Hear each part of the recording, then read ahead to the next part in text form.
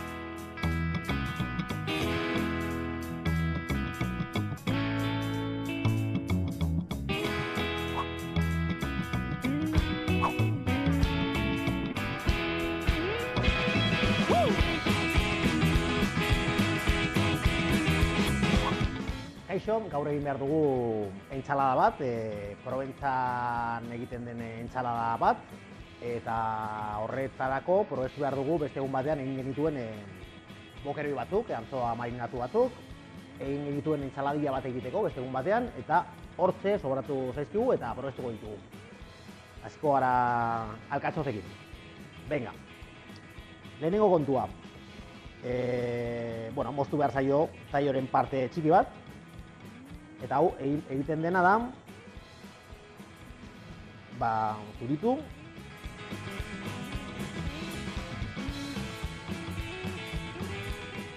eta jarriko ditugu hemen uretan limoi pixka bat egin.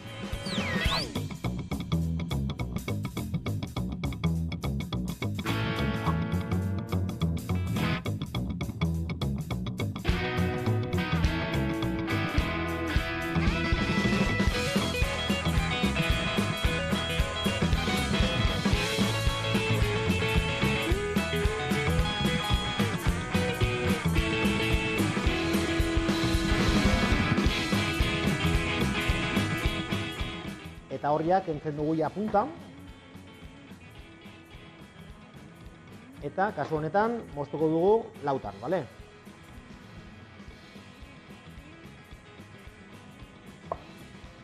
Eta uretara.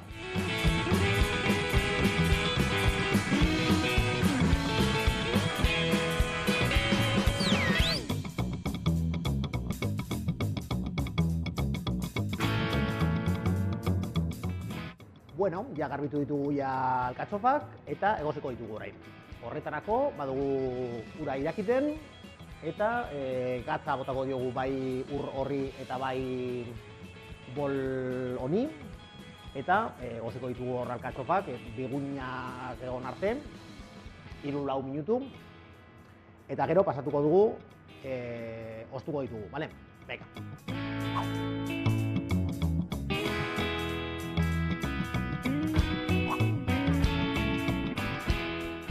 Alkatxofak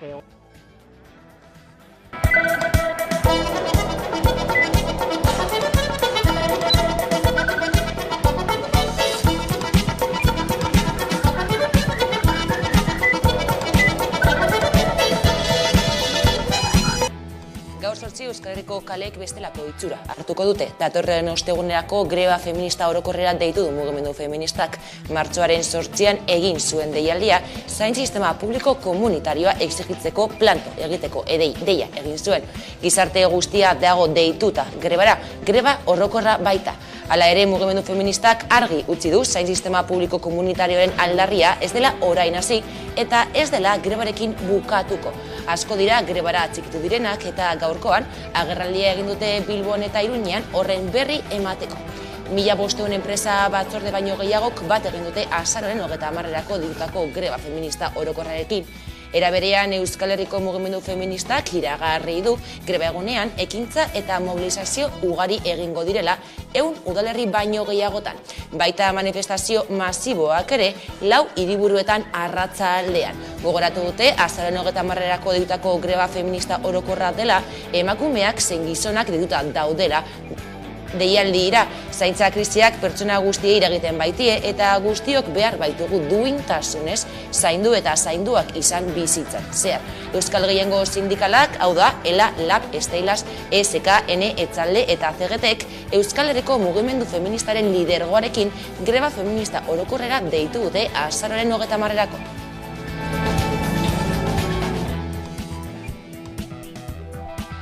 Eguerdion guztioi, azaroak 23 ditu greba feminista orokorraz izpide, astebete barru Euskal Herriko lantoki eta kaleek bestelako itxura hartuko dute, aldarriz beteko baitira. Zaintza sistema publiko komunitarioa esegituko dute Euskal Herriko mugimendu feministak deituta, milaka lagunek gainera babestuko dute. Gaurkoan agerraldia egin dute sindikatuek eta mugimenduak, eta nabarmendu dute greba feminista orokorra historikoa izango dela, aurrekarik gabekoa. Eta azaroaren 30ean baino eragin handiagoa izango duela gizartean eta politikan eta jarraipena izango duela gainera datozen hilabeteetan. Bestalde kastariok ere deitu dugu azaroaren 30erako greban parte hartzera eta hainbat kastarik sinatu duta kastari feministek adierazi dute azaroaren 30erako greba orokorraren parte hartuko dugula. Adierazpenak gainera hainbat arrazoi biltzen ditu.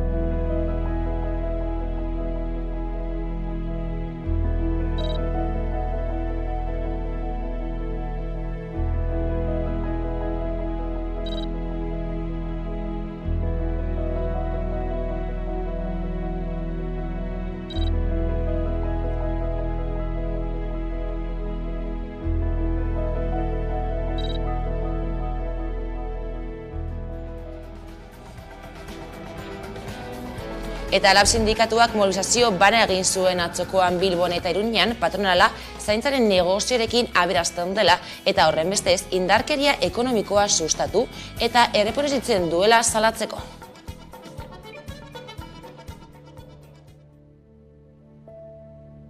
LAB sindikatuak mobilizazio bana egin ditu Bilbon eta Iruñan, patronala zaintzaren negoziarekin aberazten dela eta horrenbestez indarkeria ekonomikoa sustatu eta erproduzitzen duela salatzeko. Gaur hemen elkartu gara patronalaren aurrean salatzeko zaintza lanen privatizazioa indarkeria matxista ere badela, indarkeria matxista estrukturala dela. Uste dugu guzti honek gainera arduradunak badituela eta hori seinalatzera etorri gara gaur. Gutxi aipatzen den arren horrela izendatu behar dela. Instituzioek, sistemak eta patronalak indarkeria matxista eragiten dutela egiturazko esplotazio egoera honekin. Sindikatuek gogorarazi dutenez gaur egun zaintza zerbitzu gehienak privatizatuta eta enpresa gutxi batzuen esku daude. Horiek gainera diru publikoa jasotzen dute administrazioen babesaz gain. Horrekin batera esan nahi dugu eta azpimarratu greba feminista orokorrak langileria osoa interpelatzen duela. Langile guztiok behar dugula aldaketa bat zaintzari dagokionez. Ez daukagu behar besteko laguntzarik instituzio publikoen aldetik. Hain zuzen ere zaintza eremua privatizatu eta negozio bilakatu delako. Patronalaren negozioa zaintza sektoretik harago doala adierazi du Arroiok. Horren ondorioz, zaintza sistema publiko komunitarioa eskatzen du sindikatuak. Enpleguaren esferak espazio gehiago utzi behar diola zaintzaren esferari, lanaldia murriztu egin behar dela, 30 orduko lan astearen alde egiten du LAB sindikatuak, eta gizonok hartu behar dugula dagokigun erantzunkizuna zaintza lanei dagokionean.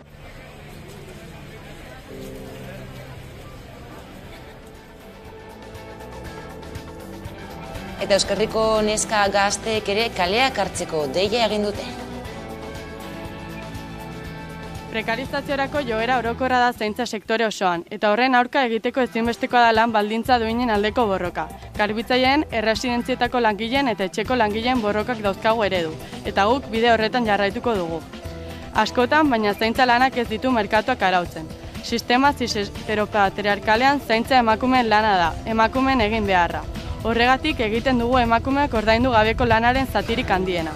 Zaintzarako eskubide kolektiboaren aldeko borroka denon ardura da, eta horregatik dei egiten diegu gizonei ardurak har ditzaten. Ez dezaten zaintza gatazkan duen erantzukizuna alboratzen jarraitu. Utz ditzaten haien privilegioak eta gizonen posizio sozialetik egin dezaten lan eta greba gurekin batera. Gaur hiru indarkeri matxistaren kontrako nazioarteko eguna da. 2022an indarkeria matxistak ia 89.000 emakume eta neska erail zituen mundu osoan. 2 hamarkadetako urteko kopururik altuena da, Nazio Batuen ikerketa batek salatu duenez.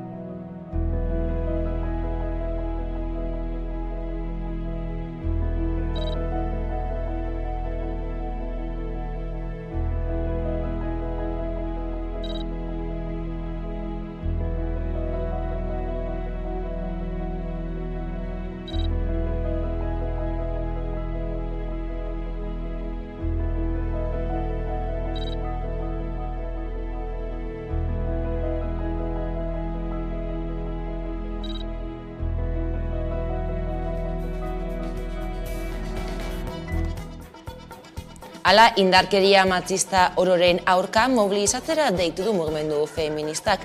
Larunbatean manifestazioak egingo dituzte Euskal Herriko hiriburuetan eta beste hainbat herritan ere.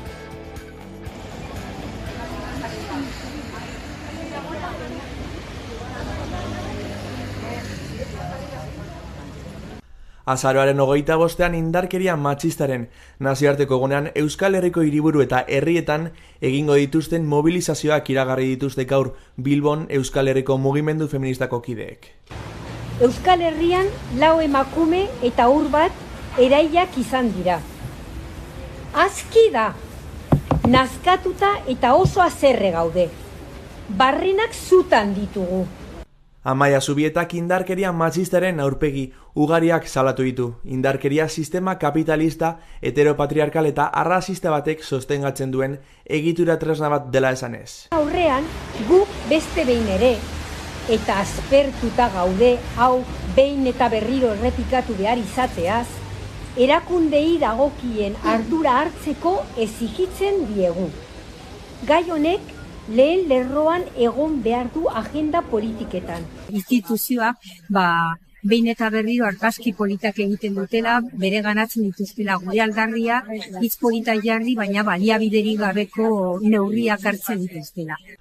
Bada ere, Zubietak aproposkotzat jo du azaroaren 30ko greba orokorrari begira prekarietatea, lan baldintza miserableak eta emakumeek egiten duten zaintza lanak salatzea ere. Eta baita ere interpelatu nahi ditugu gizonak. Azken finean, haien direla, provokatzen dutenak indarkeria matxista, eta eskatzen diaguna exigitzen dizkiagula, amaitzeko bere praktika horiekin. Gora borroka feminista! Gora! Bestalde, tratamendu bortitza ematea egotzi dio Geituk gurutzetako genero identitatearen unitateari. Transak eta ez-binarioak psikiatriatik igarotzera behartzen dituztela, salatu du LGTBI taldeak, eta jardun hori protokolotik kentzeko eskatu du.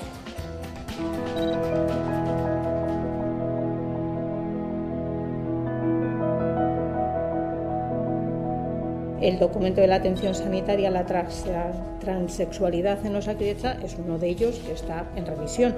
Pero, como digo, insisto, la función que tiene la psiquiatría y la psicología es la valoración psicoemocional y apoyo y acompañamiento del proceso.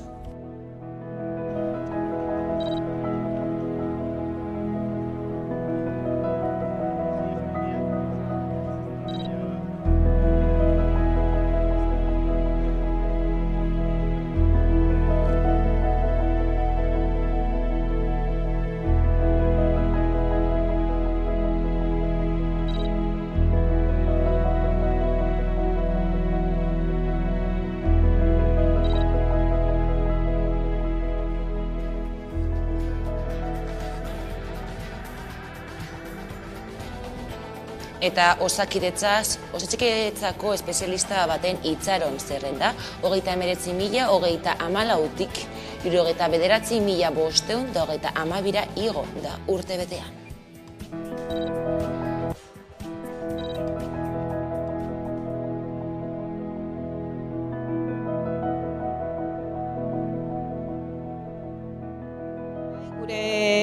Dekretuak ezartzen du 60 egunetik berako itxaron zerrendak mantentzea, aparte uzten ditugu onkologikoak eta berezia direna, baina 60 egunetan, eta gaur egun entzun duzu eman dugun datua 61,1 da.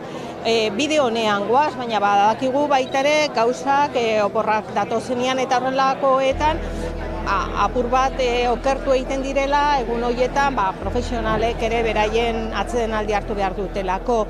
Hainbat neurri ipini ditugu, baina batez ere gogoan auki behar duguna da nondik gatoz. Hobetze lanean gaude, hobetzeko gauzak ditugula ere badakigu, baina benetan lanean gaudela eta datuak hori erakusten dute.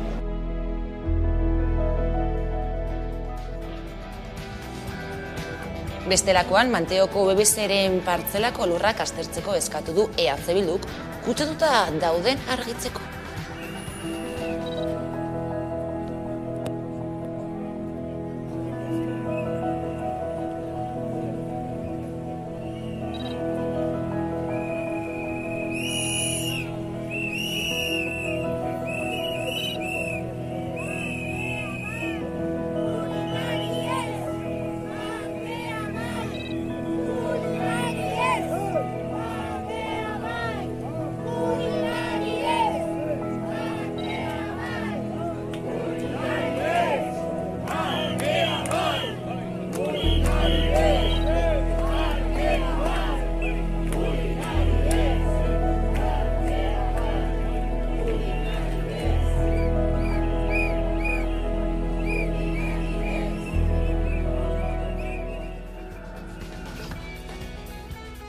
Eta Donostian ere, Donostiako eta lehen sektorearen azken albisteetan sakontzeko eta horien berri emateko Gipuzkorantz egingo dugu Udane Arbedo lankidearekin bat egiteko. Oraintxe ari dira gure lurra kongresu egiten lehen sektorearen egunerokotasunaren eragina duten bizipenak, gogoetak eta gaiak Gipuzkoako gizartearekin partekatzeko. Urtzalean egun osoroko egitaragua antolatu dute. Zer duzu aurreratzerik, Udane? Gure lurra kongresuaren 6. edizioa egiten ari dira kursalean, helburu nagusia gizartari gerturatzea eta lehen sektorearen nortasuna indartzea da sektoreko eragileen lana eta gizartari egiten dioten ekarpena balioan jarriz. 6. edizio honetan landa ingurune bizi eta lurralde oreka berde baten aldeko apustua egitaren garrantzia azpimarratu dute horiala kongresuan inspirazio gisa kanpo merkatuek eskaintzen dituzten aukerak aztertzen ari dira. Finan lehen sektorean lan egiten duten guztiak aitortu eta eskertzea dute helburutzat, orain dugun Gipuzkoa ez litzateke berdina izango baserritarri gabe. Lehen sektorerekin jarraituz, behien sektorea une zaila ari da bizitzen. Duela hilabete batzuk gaixotasun hemorragiko epizootikoa agertu zen behien ustiategietan. Gaur-gaurko Ipar Euskal Herria aparte den Pirinio Atlantikoko departamentuetan dauden 4.000 abeltzaintza ustiategitik 1.000 gaixotasun horren eraginpean dutela kalkulatzen da. Maizki guzu egoeraren zetasun gehiago, Udane? Gaixotasun hemorragiko epizotikoak Euskal Abeltzainen testuinguru zaila larriagotu du. Irailean atzeman ziren Euskal Herrian lehenengo kasuak eta Ipar Euskal Herriari eragiten dion heinean, azken datuek diote Pirineo Atlantikoko departamentuan 4.000 etxalde daudela eta horietatik 1.000 kaltetuta daudela, gaixotasunak erasanda daudela. Horiek 126 lirateke. Eta testuinguru honetan, Frantziako nekazaritza ministroak adierazi zuen laguntzak emango diezketela, azaroaren 2an iragarri zuen hori, baina momentuz ez dute horren berri gehiagorik. Behien sektorea une zaila ari da bizitzen. Duela hilabete batzuk gaixotasun hemorragiko epizotiko agertu zen behien ustiategietan. Gaitza edatuz joan da Iberiar penintsulan eta Pirinioen bi aldeetan. Gaur-gaurko Ipar Euskal Herria parte den Pirineo Atlantikoko departamentuan dauden 4.700 abeltzaintza ustiategietatik 1.700 gaixotasun horren eraginpean daudela kalkulatzen da. Gogoratu behar dugu gaixotasun hori kulikoide motako parasito baten ziztak transmititzen duela. Askotan animaliek izaten dituzten sintomak arinak izan arren, nekea, digestio arazoak, mukosetako kongestio edota balizko doljarioa ustiategietan duen eragina oso larria da. Izan ere Europar Batasunak aplikatutako osasun protokoloak ganadua isolatzera behartzen du, eta debekatu egiten du ura leku aldatzea eta jakina saltzeko hiltzea. Egoeraren aurrean Magfeno Frantziako nekazaritza ministroak joan den azaroaren 2an Biarnon egindako bisita batean iragarri zuen estatuak lagunduko ziela ukitutako abeltzainei. Baina ordutik ez dute berririk ez laguntzen modalitatei buruz, ez laguntza jasotzeko datei buruz. Gaixotasuna oso testuinguru zailan dator. Krisi berri hau iaz bizitako lehortearen, animalien elikaduraren kostua garestitu duen inflazioaren eta behien tuberkulosiaren ondoriozko beste osasun alerta batzuen ondorengoa da. Horri gehitu behartzaio abeltzainek bestelako kostuak ere badituztela. Euren jakiak, erregaiak, argindarrak kostu denek egin dute goruntz. Testuinguru honetan Araban, Bizkaian eta Gipuzkoan laguntza berriak iragarri dituzte haragitarako behi ustiategiek dituzten zailtasun ekonomikoak arindu nahian. Bere helburua da, Errusiak Ukrainaren aurka egindako erasoaren ondoren sortu den egoerari aurrez egiten laguntzea abeltzainei. Abenduaren 31 baino lehen ordainduko zaizkie laguntzak haragitarako behien abeltzaintzako ustiategien edo behia gizentzeko ustiategien titularrei. 64 euro emango dira behi inude bakoitzeko, eta 73 euro gizentzeko behi buru bakoitzeko.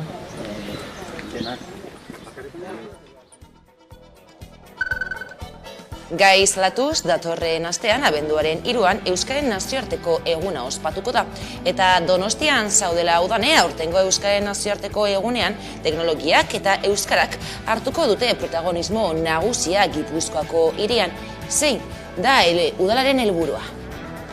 Egun gutxi barru euskararen nazioarteko eguna izango da, abenduaren 3an ospatuko da eta Donostian euskaldunon aldeko teknologia jarri dute lehen lerroan. Izan ere teknologia berriek internetek batik bat gizartea eta bizimodua eraldatu dute. Teknologiaren eremu zabalean euskarak urrat garrantzitsuak egin baditu ere, esaterako hizkuntza teknologian hizkuntzaile neuronalak garatuz, etorkizun hurbilan premiak areagotu egingo dira eta hori hala Donostiako udaleko euskara zerbitzuak teknologia euskara zerabiltzaren garrantzia azpimarratu nahi izan du eta hori hala 3 ekintza sustatu dituzte. Jarraian Joni Sausti euskara zinegotziak xehentasun gehiago emango dizkigu. Jorratuko dugun lan eremua edo lan esparrua teknologiarena izango da eta jar dezagun teknologia euskaldunon alde izango da, euskararen egunaren bueltan izango dugun leloa. Hori izango da zabaldu nahi dugun mezua, jakina, badakigulako gizartea aldatzen, eraldatzen ari dela eta horretan guztian teknologiak ere eraldaketa handiak jaso dituela eta euskarak ere behar duela bere tokia esparru honetan. Eta 3 izango dira bereziki jorratu nahi ditugun edo landu nahi ditugun gauzak. Lehen da bizikoa, personak animatuko ditugu, euskaldunak animatuko ditugu, telefonoa euskaraz konfiguratzen. Bigarrena izango da, nabigatzaileak ere euskaraz jartzera animatu nahi ditugula euskaldunak. Eta 3garrena, ekintza berexiagoa eta izango da, geure ahotsa grabatzeko eta datu base handi baten sartzeko aukera izango dugula. Horrek guztiak eskainiko dizkigulako aukerak etorkizunean, teknologiak ere euskeraz lan egiteko. Eta guztia egiten dugu, jakina, teknologiaren bueltan dauden enpresa handi guztiek, hizkuntza hegemonikoan egiten dutelako lana oroar, eta importantea da ere, euskerak bere tartea edukitzea teknologia hauetan, eta horretarako enpresak konturatu behar dira, adirazi behar diegu, eskaintza ere, badagoela, eta guk ere eskatu egiten ditugula produktu, teknologia horiek guztiak euskaraz.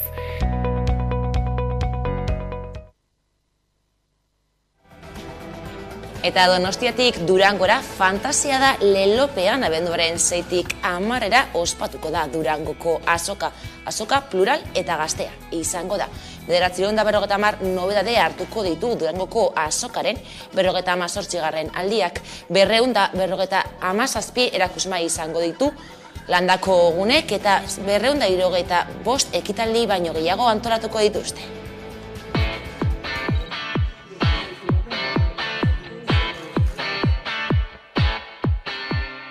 Aurtengo azoka gaztea izango da. Inoiz baino jarduera gehiago izango direlako gazteek sortuak eta gazteentzat pentsatuak. Landako gunean, liburu, disko eta abarren eskaintza aberatzea egongo da. 257 erakusmaitan banatuta. Etor zaitezte Durangoko azokaren fantasian murgiltzea. Makinatxo bat ekitaldi izango dira. Gorputz osoarekin egindako emaitza digitala dugu. Leiotik Arraibes Nafarren azken lana ere ezagutuko du, Arima Bilbotarrena, Tok, Nogen, Amorante, gero ez taldeak Katuzaldia lana aurkeztuko du. Azokaren mundua, eta orduan elementu fantastikoak nahastu nituen, azokako elementu propioekin. Durangoko azoka jendetsu eta aberatsa izatea, horixe da gure fantasia.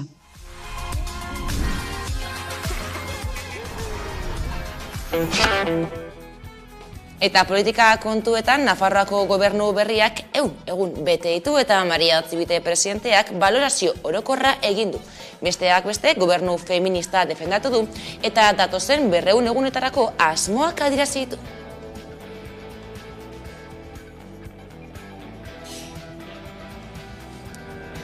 Maria Otzibite Nafarroako gobernuko presidenteak gobernuaren lehen egunen balantzea egin du. Eta errandu, gobernua norabide egokian abiatu dela eta gobernu irmoa dela ere adierazi du. Eta ez duela gibelera pauso bat bera ere emanen olatu erreakzionarioaren aintzinean. En mi discurso de investidura defendí y sigo defendiendo que este debe ser un gobierno que debe trabajar por el bien común, que está sustentado en los ideales que definen a los partidos políticos que lo sustentan. Navarra se ha convertido más que nunca en un baluarte de progreso en este país, especialmente ante los retrocesos que ya estamos viendo en otras comunidades. Txibitek ere erranduenez, gobernuak zorrotz errespetatzen du Nafarroko aniztasuna, eta aniztasun horrek elkarrizketara eramanen duela Nafarroako gobernua. Era berean, gobernu feminista dela defenditu du presidenteak, eta datozen hilabetetan gauzatuko diren hausnarketa prozesuak eta gobernuaren lehen egunetan aintzineratutako planak aipatu ditu. Hala nola, hezkidetza plan berria. Era berean, industria foro eratu berriak transizio energetikoaren eta eraldaketa digitalaren erronka bikoitza hartuko ditu. Azkenik, datozen 200 egunetan, foru gobernuan martxan jarriko dituen ekintzak aintzineratu ditu Txibitek. Eta osasunari dagokionez, itxaron zerrendak murrizteko helburua ere adierazi du. Baita ere, osasunari buruzko lege berriaren zirriborroa prest egongo litzatekela eta sexu indarkeriei arreta integrala emateko zentroa martxan jarriko duela ere. Gainera nabarmendu du Espainiar estatuarekin transferentziak negoziatuko dituela. Eta Tafaia eta Arrizabalagaren arteko abiadura handiko trenaren zatia hasiko dela ere.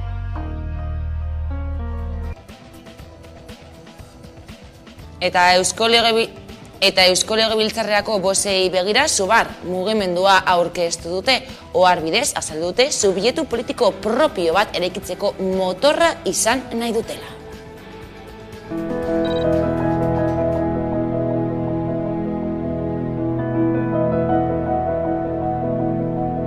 ilusio handiz esan nahi dizuet Sumar mugimendua jaio egin dela. Asko bultzatu eta gehitu egin dugu proiektu hau errealitate bat izateko.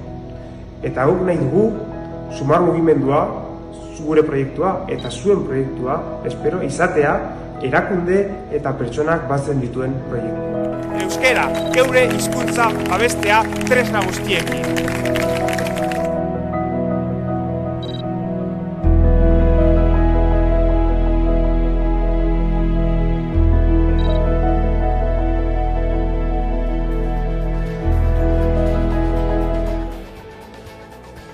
Eta nazioartean Israelek Gaza erasotzen jarraitzen du, su-etenaren hasieraren inguruko ziurgabetasunaren erdia.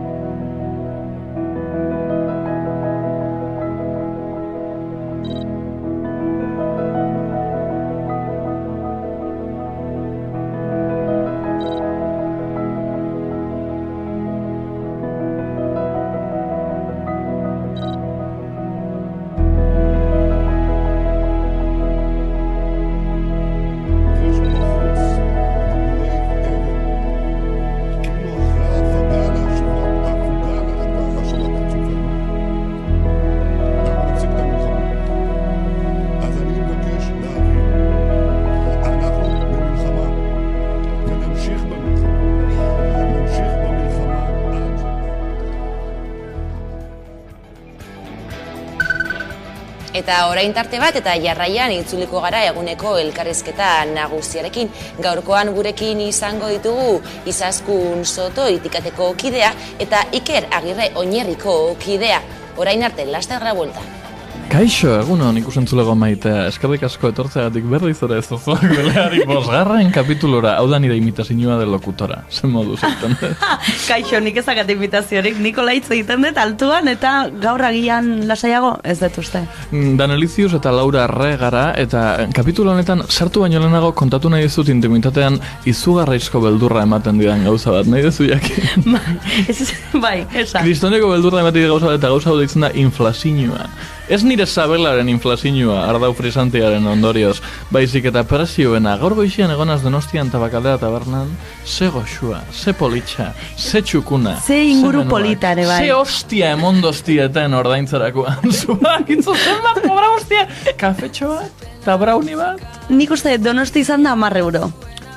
A ber, hori normala bada, ez nau hain triste. 6 euro kobra ustea? 6 euro. Hori bai dela beldurra. Bai, kapitalismoa bere baita. Kapitalismoari beldurra ingeike denboraldi oso bat, baina gaur ez da momentu hori. Eta ekarri dugu Kristoneko gonbidatu bat. Nahi dezu bota pistaren bat igual entzuliek adibinatzeko, edo nahi dezu sartzia. Sexualitate ez normatiboa.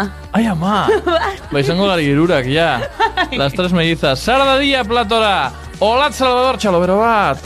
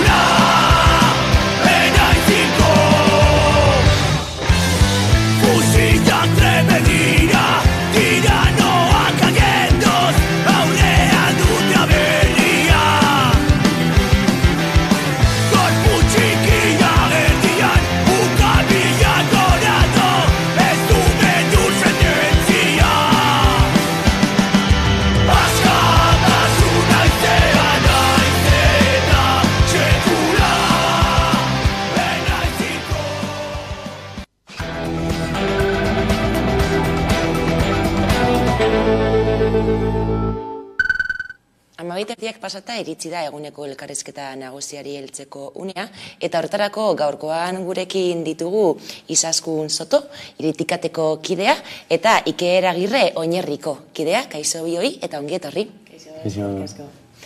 Gero eta ditu eta eragile gehiagok diote, hiriak aurreen begiradatik abiatuz eta haiekin batera birpentsatu behar direla. Eta zuek horretan zabiltzate, ezta? Bai, horretan gabiz, pare bat edo 3 urte daramagu elkarlanean horretan, eta, azkenean hiriak eta hirigintza balio jakin batzuetan diseinatu eta eraiki izan dira, ez?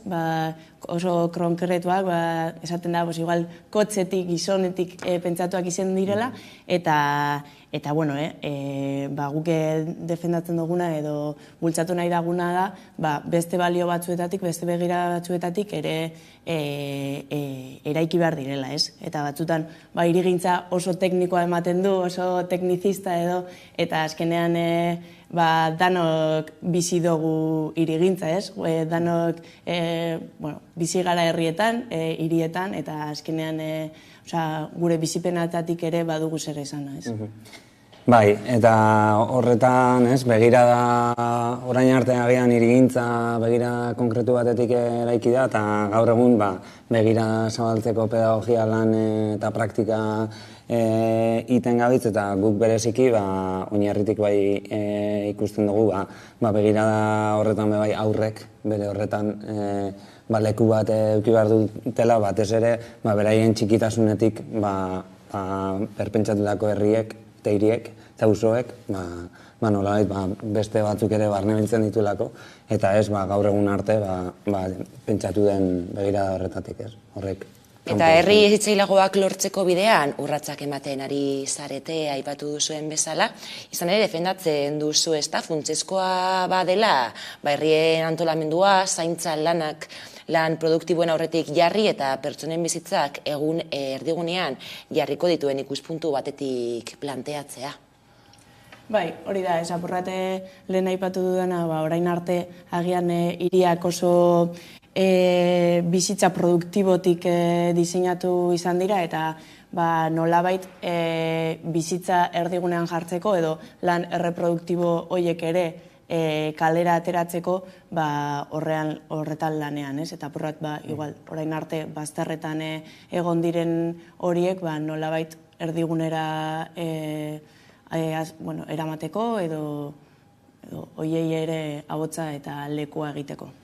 Zene onartu beharra dago, ezta? Aurrek zein kolektibo zaurgarriek ahots propioa badutela, azken batean eragile sozialak direla eta beren bizitzen eraikitzaile direla. Bai, azaroan 20 aurretan eraben eskubideen nazioarteko eguna izan zen, eta pixkat guk erdigunean jartzen duguna da aurrek eta nereek badutela mundua ikusteko eta ulertzeko modu propio bat, eta badirela nolabaiteko subjektu aktiboak eta baita eskubidedunak ere, eta hori aitortzen badugu herrietan, herri erabakietan parte hartzeko eskubidea dutela ere aldarrikatzen dugu, eta lehen esan dudan moduan, iruditzen zait, hori egiten badugu, gure auzo, herri eta hiriak bizigarroak izango direla guztientzat. Gainera hiriak asko aldatu dira, hiriak eta herriak, eta hausnarketa gai izan daitezke, bi galdera hauek, ezta?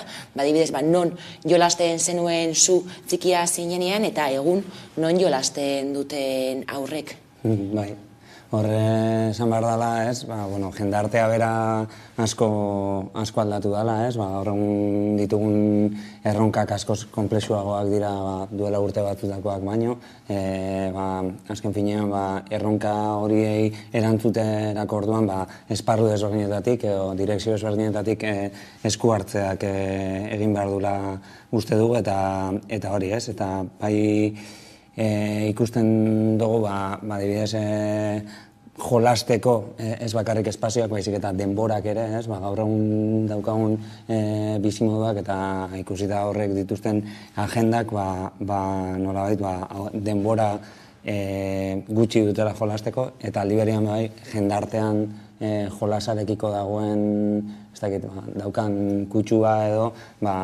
jolasak guk bere horretan izugarrizko tresna iruditzen zaigu, aurren garapenean, garapena osasuntsua izan dadin, Bai, eta denboraz aparte ere, espazioa bera, askotan hiriak eta herriak sektorizatu egiten ditugu, eta aurrei parkeak uzten diegu, eta parketatik ezin dira atera, eta orduan zelan garatuko dute autonomia hori, eremu ezitu edo konkretu batean baino ez behitugu usten, apur bat. Zen ere, herri eredua eta hiri eredua aldatu nahi duzu, ez da? Betik gorako herri eredu berri bat eraiki nahi duzue, eta gainera hori egiteko, ez da? Ekimenak aurrera eramaten dituzue, hau da, itxaropen aktibo bat baduzue. Bai, gure ustez garrantzitsua da herrian bertan gertatzen denaren kontzientzia hartzea, bai maila individualan eta bai maila kolektiboan hain zuzen ere hori delako eraldaketaren lehenengo urratsa, eta bi eragilon, Iritikat eta Oinarrik bai hortzimuga hori edo konpartitzen dugu, hain zuzen be, garrantzitsua iruditzen jakulako kontzientzia hartzetik urratsak eman eta amesten dugun herri eredu horretara transitatzeko. Eta horretarako ezinbestekoa da elkarlanean aritzea, zuzen be, ez eragileen artean soilik, baizik eta jendarteko esparru desberdinetan, bai tokian tokiko administrazioa implikatzea, baita ehun publikoa eta baita ehun kooperatiboa ere. Bai, egiteko modu berrietan jartzen dugula fokoa esaten dugu askotan, Ikerrek esaten zuen 3 hanka horiek bai presente egon behar direla esaten dugu eraldaketa emoteko, ehun publikoa izango zela instituzioetan daudenak, ehun komunitario herri eragileak eta ehun kooperatiboa deitzen dioguna, bai hezkuntza edo hirigintza eragileak, Hortzimuga partekatua aipatu duzue, elkarlanean basaudetela, eta elkarlanean zehazki herri antolamendua, herri hezitzaileen ikuspegitik izeneko txostena aurkeztu duzue, zer biltzen du txosten horrek? Esan beharra dago, hasiera baten elkarlan honen frutua edo lehenengo emaitza, hori dela, eta igual izaskun gero sartuko da zer biltzen dagoen azaltzen, baina elkarlana bera ikusten genduen hori, Oinarri basabiala apur bat herriaren alderdi bigunean, hau da egiteko moduetan eta ehun sozialean arakatzen eta pixkat gauza berriak planteatzen, eta Iritikat gehiago lurralde planifikazioan esparruan, eta ikusten genduen nolabait biok norabidean gindoa zela, baina beharrezkoa zela elkar gurutzatzea, eta hori izan da pixkat liburuzka. Bai, ikusten genuen, apurrat zelan hezkuntza eta hirigintza elkarren eskutik joan behar diren, herri antolamenduan ere, eta herri hezitzaile bat planteatzen dugunean, ezinbestekoa dela hirigintzak hor zeresana, hirigintzak zeresana badu, eta hezkuntzak ere, eta modu batean liburuzka izan zen lehen urrats bat alderdi bigun eta gogor hori, alderdi bigun eta gogor esaten dugunean da, alderdi biguna bertan herrian, hirian ematen diren harreman sozial hoiez, eta alderdi gogorra eremu fisikoa bera, espazioa bera.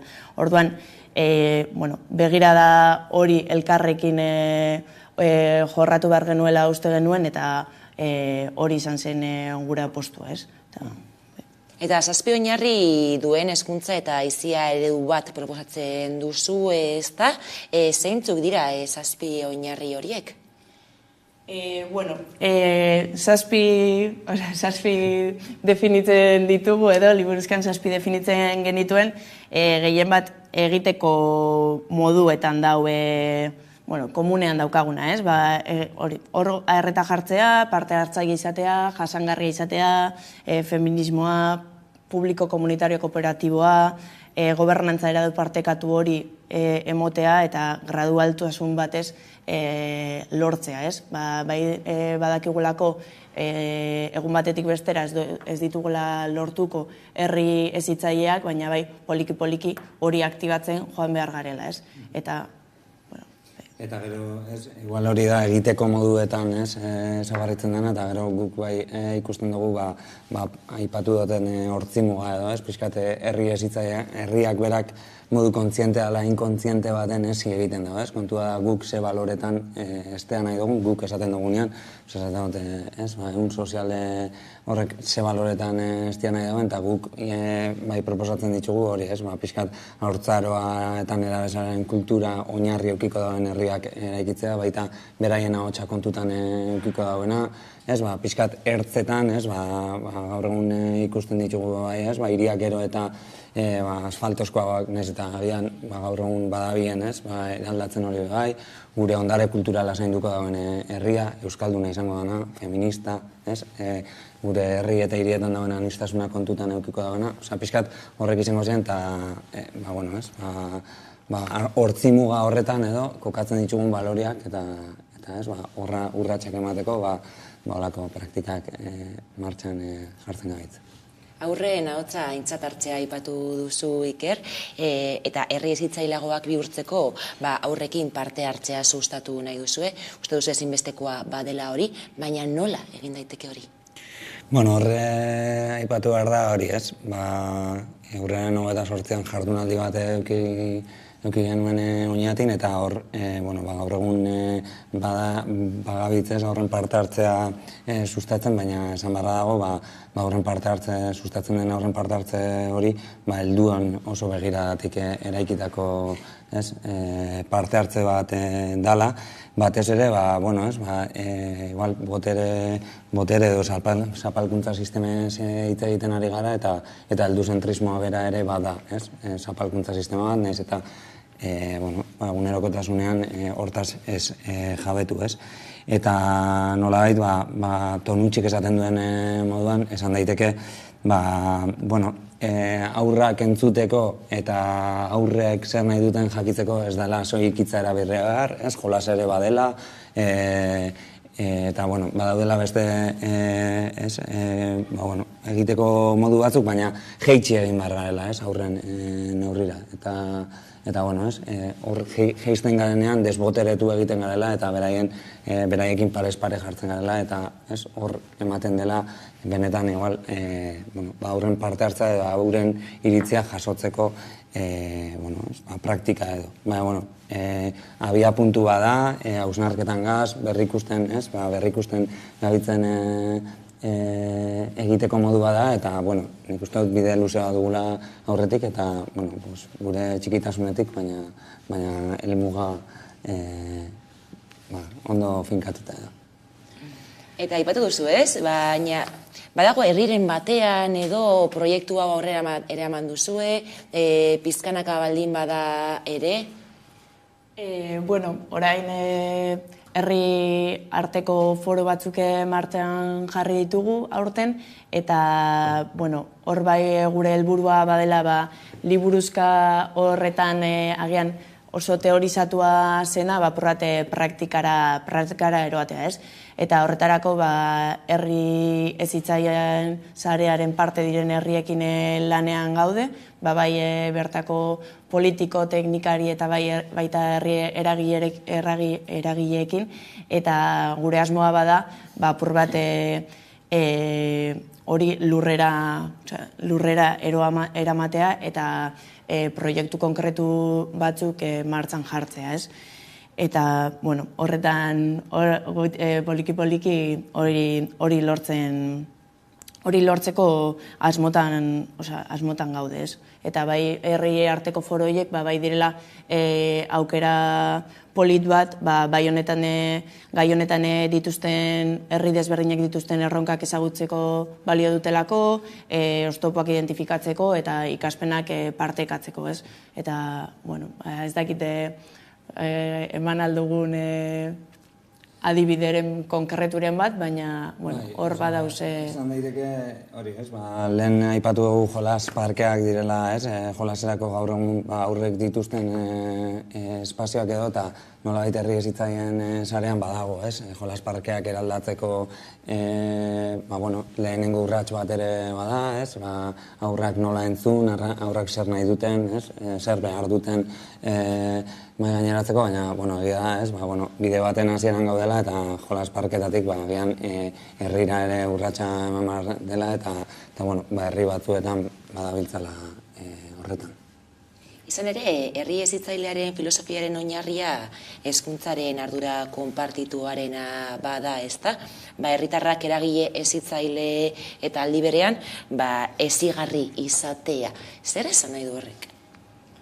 Horre guk esaten duguna bada espazioa bera badela hezitzailea, baina aldi berean espazioaren eraldaketak ez duela ekarriko eraldaketa, eta horre ere alderdi gogor eta bigun horren eraldaketa elkarrekin eman behar dela, eta horre argi eta garbi adibide bat jartzearren, parke hezitu bateko hezia kentzen baldin badugu, horrek bai eragin bat izango du, barrera fisiko hori desagertuko da, baina aldi berean umei aurrei eremu horretan arautzen badiegu, jolasa horre egin behar dutela arautzen baldin badiegu, zer aldatu da, bakarrik hezi horrek kentzeak ez dakarre eraldaketa edo ez da hezitzailea bera bakarrik.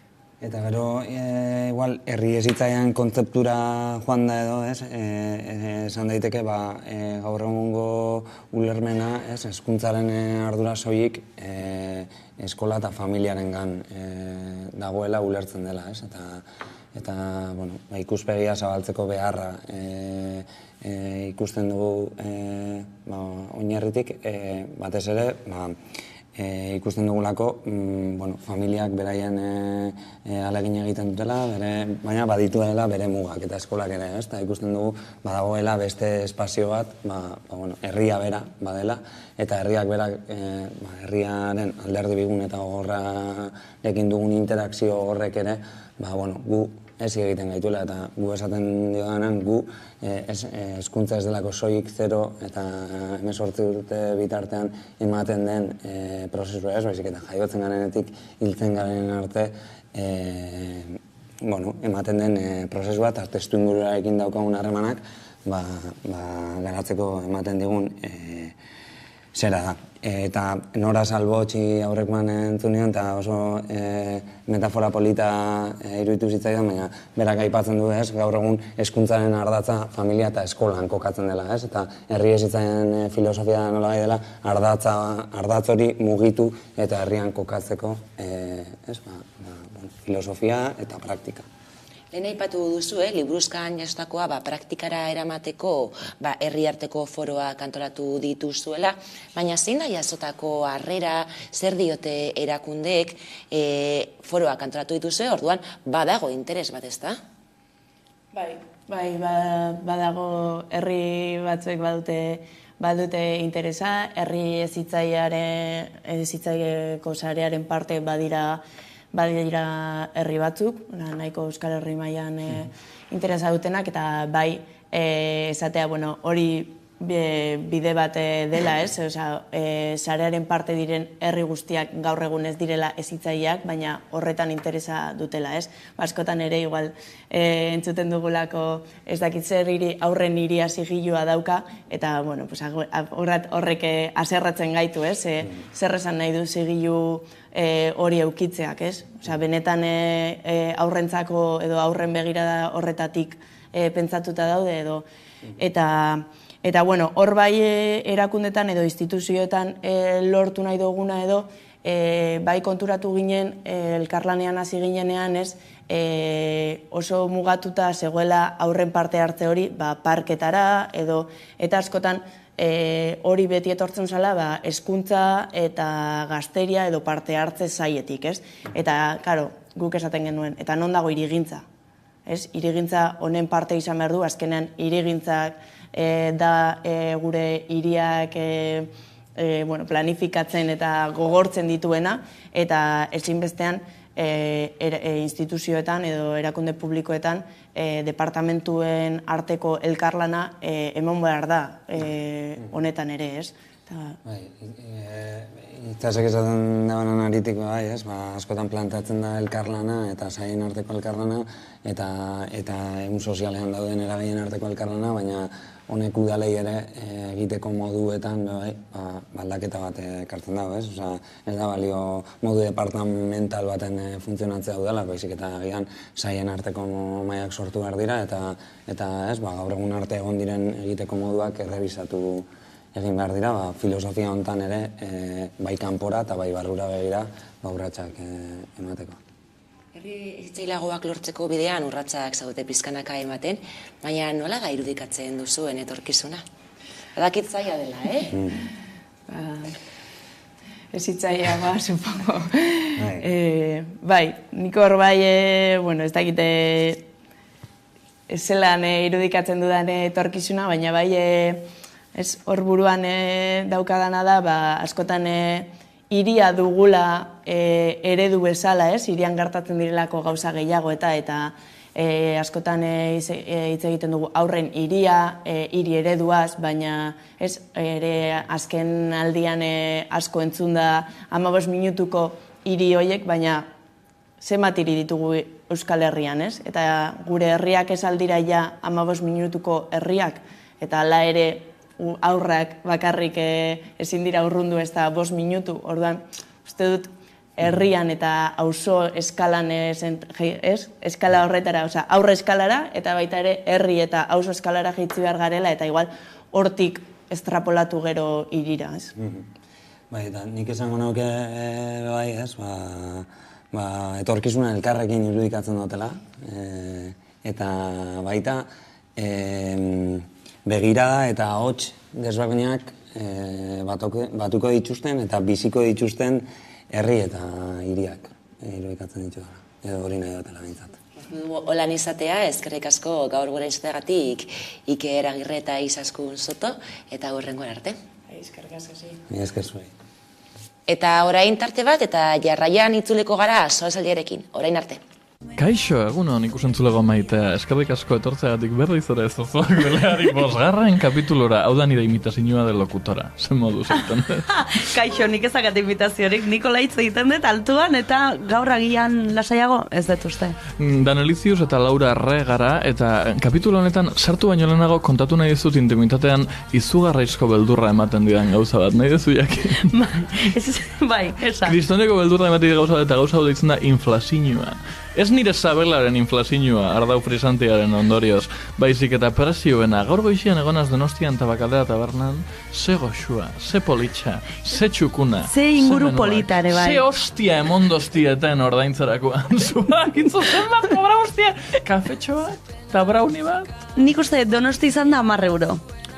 A ber, hori normala bada, ez nau hain triste. 6 euro kobra ustea? 6 euro. Hori bai dela beldurra. Bai, kapitalismoa. Kapitalismoari beldurra ingeike denboraldi oso bat, baina gaur ez da momentu hori. Eta ekarri dugu Kristoneko gonbidatu bat. Nahi bezu bota pistaren bat igual entzuliek adibinatzeko, edo nahi bezu sartzia. Sexualitate ez normatiboa. Ai, ama! Ba, izango gari irurak, ja. Las tres mellizas. Sarda dia, Platora! Olat Salvador, txalobero bat!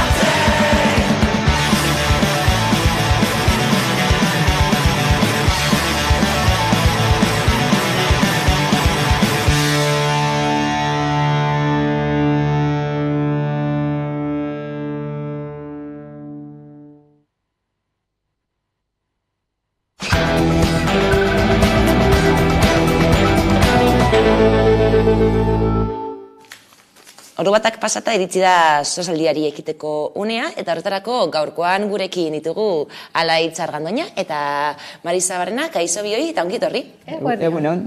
Beno, nazioarteari begira jarriko gara hasteko, Israelek Gazan erasotzen jarraitzen du, eta su-etenaren hasieraren inguruko ziurgabetasunaren erdian gaude, ezta? Bideotxo bat jarriko dugu gaiari heltzeko, eta orain helduko diogu.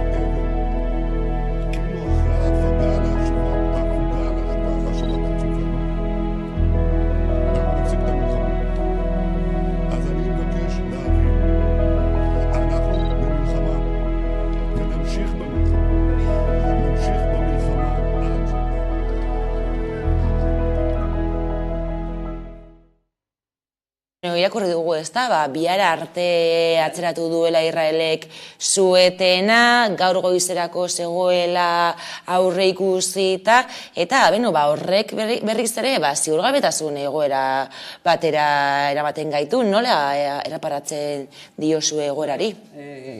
Ogeratu ginen, gaur hasiko zelako berri horrekin, ez? Eta, itxarupen handiripez zuen ematen, baina, behintzat zerbait, ez?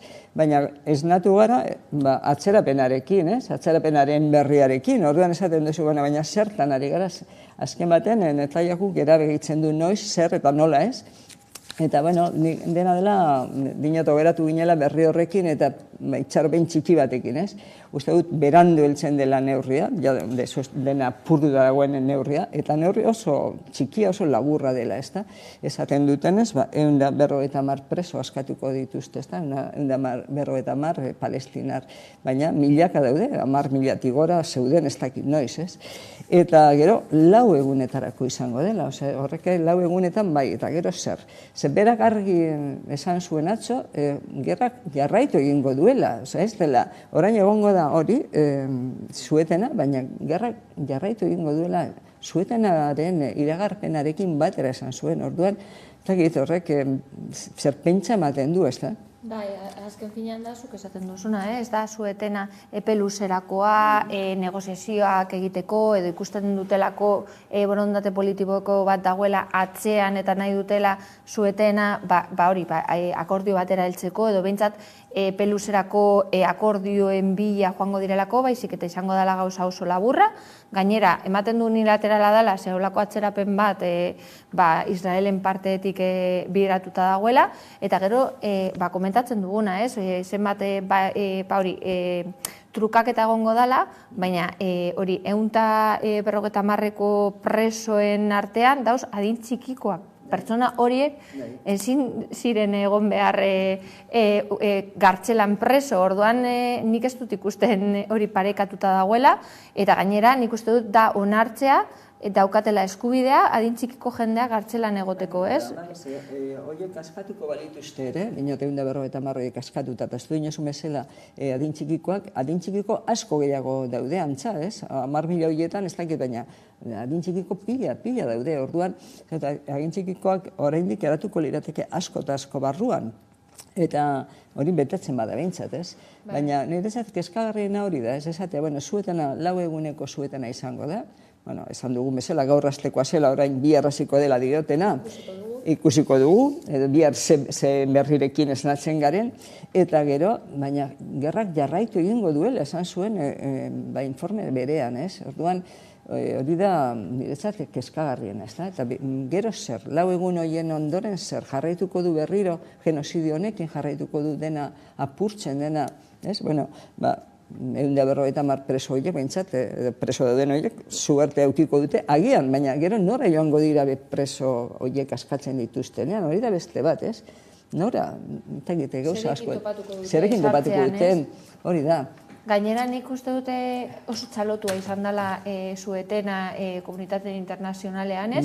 Eta nik uste dute ez dara txalotzeko moduko. Ez da nire ikuspuntutik ez da aurrera pausu bat, batez ere zu komentatu duzunagatik. Dala oso laburra eta ez dauka helburu bat dagoen egoerarekin amaitzeko. Ez, helburua da hori trukaketa hori egitea eta listo. Eta horrekin ez duzu ezer konpontzen. Trukaketa egitea eta nik uste dut helburua dela bereak liberatzea, bereak askatzea. Eta apurka-apurka nik uste dut joango dela horretara, ez da?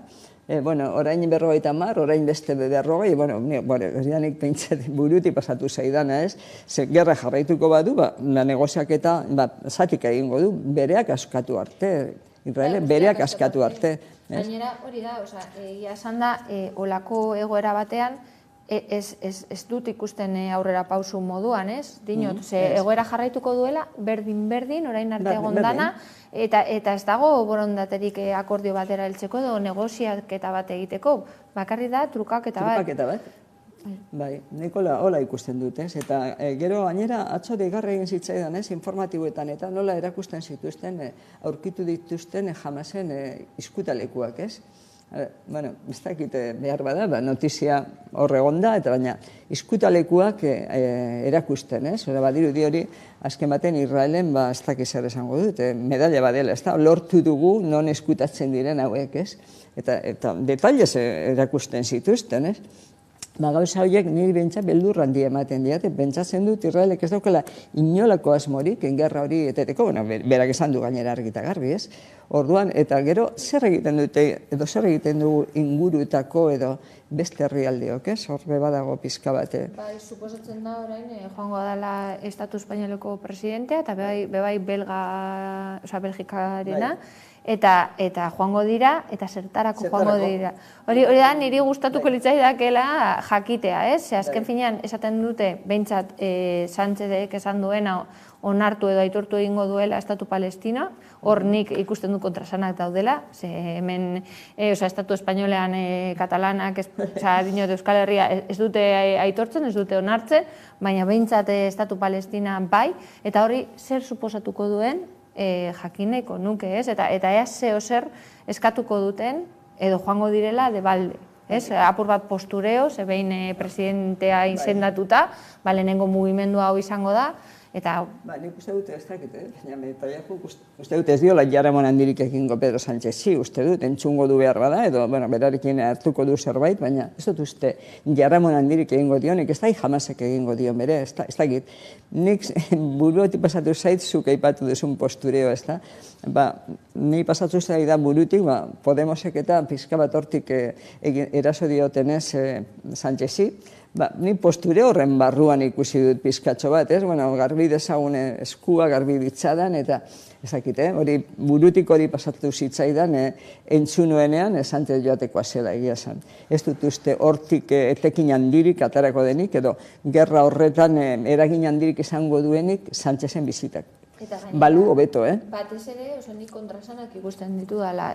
Gero, dinot, Marokoaren okupazioa Saharanen onartu egin du, eta gainera babes guztia eman dio, orduan, zenolako kontrasanetan dauzen olakoetan horregatik nik esaten du posture horrena, ez dut ikusten borondate politiko daukanik olako okupazioekin amaitzeko, ez da ara joateko esateko giza eskubideak bermatu beharko direla eta daudena egiten txarto dagoela, ez dakite zenolako, ez dugu segurazki aukera eukiko entzuteko zertaz hitz egingo duten edo... Zerbait lortuko balu, beto, ondo, ondo, baina nik ez daukate hor itxaropenik hortik zerbait desente edo ganor askorik irtengo den itxaropen askorik egia esan ez daukat. Gainera, zuk esan dagoa, ez dago borondate bat horratzetik, esan zuten dokumentu berean hori zuetenarena eta enkudarekin jarraituko dutela. Bai. Hor dago, zuetena bai, baina jarraitu egingo du. Gola esan dut, zuetenaren akordua hurbil ikusi arren, bombek txikitzen jarraituko dute. Eta atzerapena egin dutenez, jarraitu dutela Beste, ez dakigu, lehen 4 egunekoa zen, iragarritakoa, 4 egunekoa, orain ez dakigu atzerapen horrekin egunak murriztu dituzten, ala ez, baina edozein kasutan, 4 egun zer dira, hainbeste, ez dakit, egun daramatenean, hainbeste etxer, hainbeste hildakoa denean, 5.000 umetik gora hil direnean, gutxienez, hori heltzen zaigun notizia, hori dakiguna edo heltzen zaiguna, pentsa zer izan daiteken, eta gero zer. Nik atzo hori entzun nuenean, 4 egun ondoren zer. 4 egun ondoren oraindik azaroan gaude, gero zer gertatuko da. Ikusiko da, gaur iritsi da Espainiako presidentea Pedro Sánchez Israel eta Palestinara, eta Palestinako eta Israelgo ordezkariekin bilduko da. Aipatu nahi dizuet, 2014ko kontu bat, izan ere berriz izendatu berriro Sánchez presidente, eta Zapatero Espainiako presidente izendatu zutenean, izendatu eta biharamunean, Espainiak Iranen zeuzkan soldaduak ateratzeko agindua eman zuen Zapaterok, eta horrek eragin handia izan zuen nazioarteko politikan, eta boteretsuaren ahulezia agerian gelditu zen. Egia da Sánchezek dagoeneko jarrera bat hartu izan duela Gazako genozidioan, aurreko hitzaurrean dirazi zuen, ezta? Herri palestinarra onartuko zuela, baina aurretik esan da zuen Israelek defendatzeko eskubidea zuela. Orduan, ez dakit, egia zaila zel dela imaginatzea Zapaterok hartutako bide berdina jarraitzea, baina horrelakorik espero genezake? Nik gustatuko litzaidake, baina ez dut espero. Ez dakit nola esan. Nik bai ikusi dudana izan da, jendeak kalera atera dela aldarrikatzera honekin amaitu beharko genukela guztiok batera, eta ez dakit entzunak izan garen ala ez. Suposatzen da, ez dakit nola esan, entzunak izango bagina, olako, ez dakit, pausoa eman beharko luke, baina... Baina ez, hori gure Espainiako presidenteak, esan dut, hori eman beharko lukete beste herrialdeak ere, kalera irteteak gurean ez, nik uste dut Europako hainbat lekuetan, Europako eta beste lekuetakoak, baina hainbat manifestazio ikusi ditugu, jendetsua gainera, baina, badago beste arazo bat ere, nik uste dut munduan ikusten dira, egun hauetan ikusten ditugunak, eskuinerantz doala botuak behintzat, jendea esango nuke, eta ultra eskuinerantz doala, gaur herbereetakoak ikusi ditudanean, ze jokaera eskuinerantz edo ez dakit, Argentinan ikusten duzuen, noragoaz, baina noragoaz, ez beldur sartzen duen, Orduan, Zapaterok hartu zuenean, aipatu duzuna, Zapaterok hartu zuenen agintea, eta nik uste beste momentu bat bizi genuela, eskerren lilura zelamait bagen eukala oraindik, eta itxarobena. Eta gaur egun, begira eskuinak zein indar hartzen ari den, gurean, gure inguruan, eta munduan, Orduan, nik ez daukat egia esan lehen esan duan bezala, itxaropen gehiagirik. Baina, beti esaten da, esperantzari leio bat ireki behar zaiola, behintzat handik dauden hemengoak edo Espainiarrak ekartzeko alegin bat egingo duela dirudi, eta behintzat haiek sorte hori izango dute.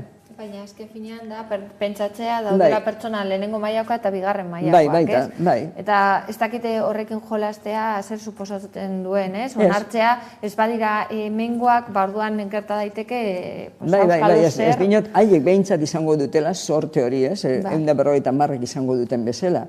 Baina, zuk ados nago zurekin, Eta gero, zen nolako interes ekonomikoak dauden, ez bakarrik politikoak, baizik eta aguda bat sortzen denean, edo sortzen dugunean, zenik batzutan bai azpimarratuko nuke gudak ez direla haiek bakarrik sortzen, baizik norbaiten interesaren aldeko apostuagatik sortzen dutela.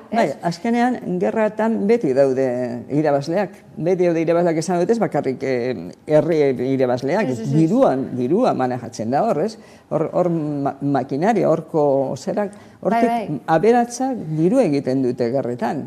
ez? Eta nork sufritzen du, herritarrek sufritzen dute. Herritarrak geratzen dira zer gabe, etxerik gabe, lurralderik gabe, herritarrak hiltzen dira borrokan, eta aberatza gero eta aberatzago.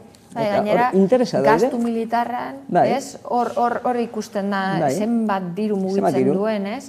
Azken finean, bebai, orain Gazaren genozidioa pilpilan dagoenez, iaia erdia gaztuta daukagu Ukranian gertatzen ari dena, ez? Eta hainbat lekutan, ez bakarrik Ukranian, baina orain dela gutxi komunikabide guztietan agertzen zen Ukraniaren guda, eta orain dago bigarrenean, egongo espali bezala, iaia astuta daukagu hor gerran daudela. Eta hor badirudi Putinek zehozer adierazpen batzuk bota dituela, eta badirudi hor zehozer aurreratuko dutela.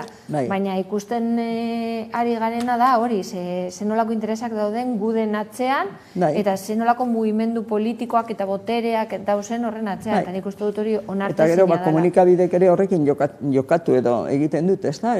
Informazio ematen digute, komene zaiena, edo agintean daudenek bideratzen dutena, edo markatzen dutena. Komunikabide gehienek ez dut esango denek, baina komunikade bide askok, ez? Orduan guk hori jasotzen dugu, eta zu dinozuna, ia jaztuta daukagu Ukrania gerran dagoela, ez dakigu gertatzen den. Eta lehen egunero geneukan Ukraniako kasua hortxe, ez da? Eta beste garrak ere badaude munduan, ez da Ukraniako bakarrik, zoritxarrez. Hala ere, nik uste dut Gazakoak ez daukala ja neurririk, ez horko genozidioa ikaragarria dela, eta harrigarria da, herri bat, zapaldu izan den herri batek, ez da juduak sufritu dutena, sufritu ondaren, eurak horrela jokatzea orain, ez? Hori da niretzat gauzerik gogorrena edo ulertezinena, ez?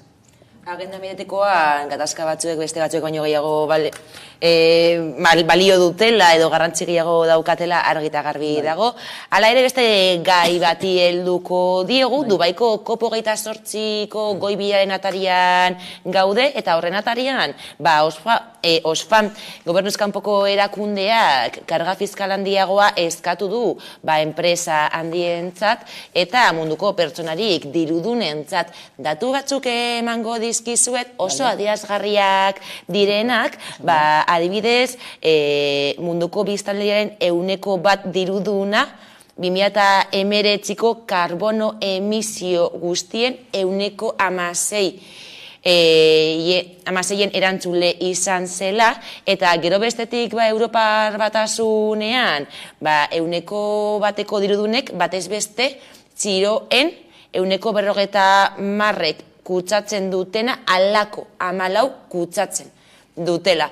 Orduan, zerga hauek erabilgarriak izan daitezkeela, baina hala ere kontsumo horiek murriztu beharko lituzkete. Azken finean da, askotan komentatzen dana, batez ere borrokatzen dutenak egunero edo lantzen dutena ingurumen gaia edo sostenibilitatearen gaia, ez? Azken finean, zenolako aldea dagoen ipar eta hegoaldeko estatuen artean, ez? Dirudunek kontsumitzen dute, eta gero, ez dakit, pobreenak pairatzen dituzte ondorioak, ez? Ondorioak txarrak. Txarrenak, azken finean, klima-aldaketaren ondorioak pairatzen dituztenak gehien jota dira pobreenak. Olakoak uholdeak daudenean, dauz, herri pobreenentzat jotzen duenak, basamortuak bihurtzen diren herriak ere, azken finean, nik uste dut, badaudela beti lehenengo mailako pertsonak eta bigarren mailako pertsonak. Eta gero bebai, ona ekarrita edo gure irira begira etzen baldin badugu, bebai, zenbat kontsumitzen duen turista batek, biztanle baten konparatuta. Zenbat toai erabiltzen diren hoteletan, zenbat luzatzen diren dutxak edo bainoak edo dinot. Zenbat ur esan nahi duzu, azken finean, ez? Azken finean, nik uste dut, hori, badaudela era ezberdinak kontsumitzeko eta aberatzek kontsumitzen dute pobreek, baina askoz gehiago, eta kutsadurarekin gauza bera gertatzen da, ez? Bai, eta nik uste dut, aipatzen da beti zergak, ez? Zerga, baina zergak jartzeaz gain, edo zergak handitzeaz gain, nik uste dut, isuriak gutxitzera joan behar dela, ez da? Aiei, esan da, zuk aipatu duzune kopuru horreri, eskatu behar zaiola, aberatzoiei eskatu behar zaiola, isuria gutxitzea, da, aipatu duzuna, hoteletan edo besteetan, baina orokorrean eskatu behar dela ez bakarrik zerga da hori, ordain dezatela, baina batez ere murriztu dezatela isuriak. Nik uste hor dagoela kontua, azkenen bestela zergak ordaintzeko dirua daukaten ez, bakito, ez? Nik gogoan daukatu, aipatu duzuna hori ez, papelerak ez da, papelerak gure inguruan daukagun papelera ematen digun usain eder hori ez da, papelerak bere garaian jarri zioten zerga edo isuna ez da, eta esaten zuten nahiago zuela, isuna ordaindu, merkeago ateratzen zitzaiola, isuna ordaintzea, nahiz eta kutsatu ezinbestean, merkeago ateratzen zitzaiola, ipini behar zituen filtro edo baliabideak ipintzea baino. Merkeago ateratzen zitzaionez, isuna ordaintzen zuen. Eta orduan hemen gauza bera, zerga ipini arren jarraituko dut, dirua daukate zerga ordaintzeko, orduan nik uste dut joan behar dugula, ezikitzen isuriak gutxitzea. Isuria gutxitzea, ez? Ez bestela, azkenean gurpil zoroan sartuko gara, eta beno, eurak badabiltza. Bai, eske gauza bera, nik hori entzun da neukan, eta bai, zaborrarekin gauza bera gertatzen dela, ez? Eta zuke sortutako zaborra, saldu alduzu beste norbaiti, edo pasatu aldiozu ondoko estatuari, eta zepera gutxiago daukanez, ez? Eta diruaren truke, zuk gehiago sor dezakezu, eta pasada bat. Pasada bat, bai. Da hori gertatzen da, nik uste dut lepo guztietan. Atzo uste dut irakurri nuela, edo gorgoizean.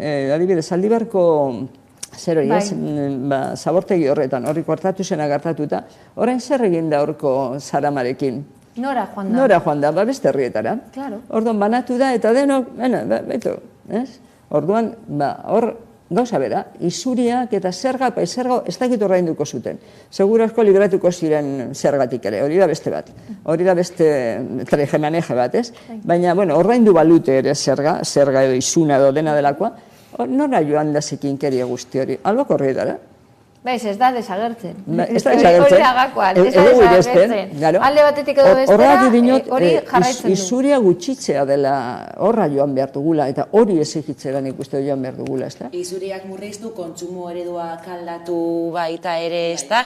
Eta krisi ekologiko betean aurkitzen gara, eta krisi ekologiko horretan barnazguneak badira ezinbestekoak, balikagai osasungarriak ekoizteko, elkartzeko guneak egoteko, eta horren adibide bada Berangoko Otzantegi Errelurrak gune austo gestionatua.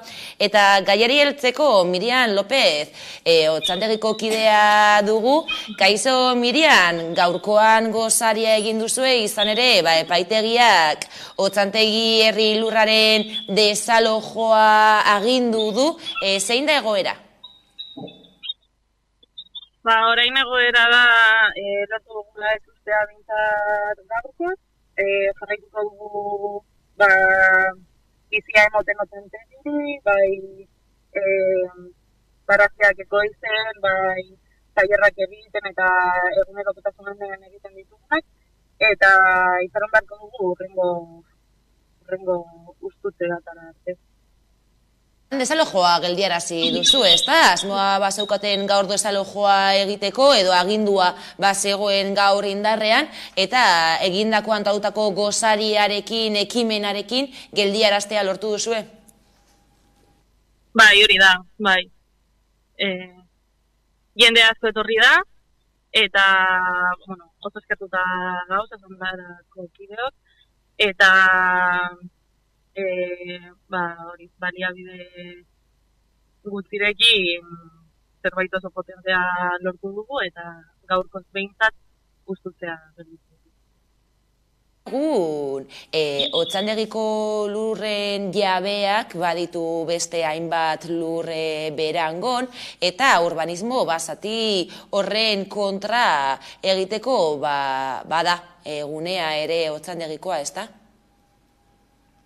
Bai, hori da.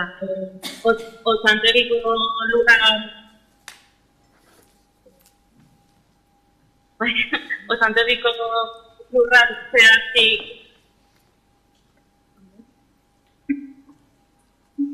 Ondo entzuten da, Miriam? Jarraitu. Etxe bizitzak eraiki gure dabez, esan ez etxe bizitzak behar ditugula, eta betiko diskurtso hori, baina guk badakigu etxe bizitzak egon badazela, ez da zela sozializatuak, eta lurrak lantzen duenarenak dizela, eta krisi ekologiko honetan ganera kriston ekozidioa dela, horren besteko blokeak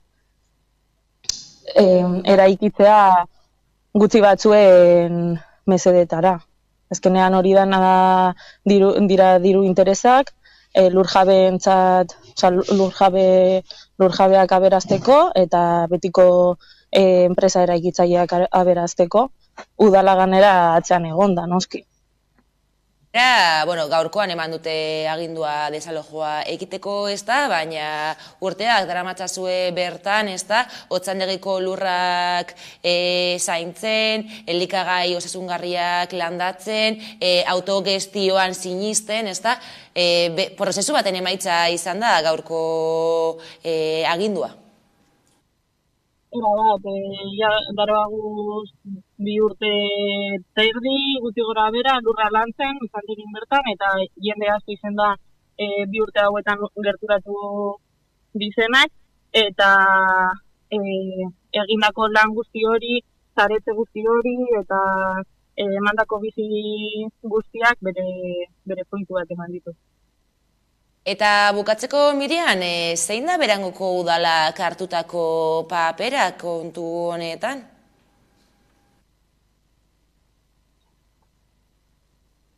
Zenean, baimendu du eta bultzatu egin du.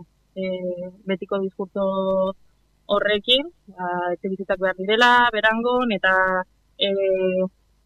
beti izaltzen dabe modu baten, izeteko guztion interes bat, baina azken zinean hori ez da holan eta guk badakigu.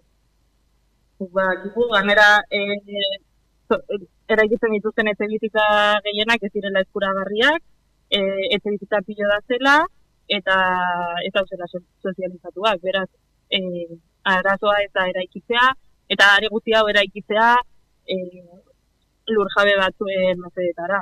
Beraz, udalaren papera hori da, bultzatzea hori, lurjabeak defenditu eta euren urbanismo proiektu bazatia bultzatu. Gaurkoan desalojoa geldiarazi duzue, imaginatzen dut, edozen egunetan ere, antatuta jarraituko duzuela, urbanismo basati hau geldiarazteko eta Otsandegiko lurrak defendatzeko, ezta?